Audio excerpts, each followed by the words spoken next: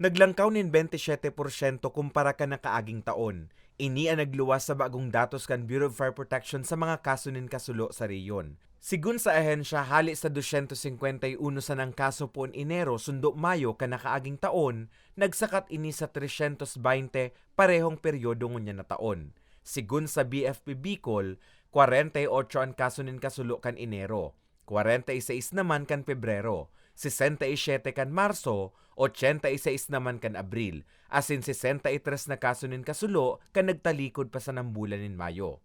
Albay ang may pinakadakol na kaso nin kasulo, mantang faulty electrical connection ang numero 1 kausa nin kasulo. Po dito ay ang mga residential na houses, yun po yung mga nangunguna po na mga kakaroon ng sunog, yung ating mga household or yung mga residential.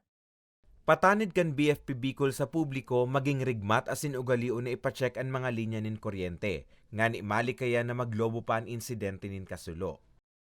Lagi mo lang po nating isa-isip at isa-puso ang fire safety.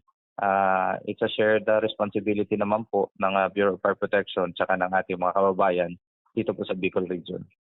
Pagirumdom kan BFP sa publiko, urog na sa may mga sadiring edifisyo, establishmento negosyo o maging sa mga kaharungan o galion man na magpaskil ng mga hotline numbers nga ni tulos na mai-report ang mga insidente nin kasulo, asin maagapan ang mga siring na insidente.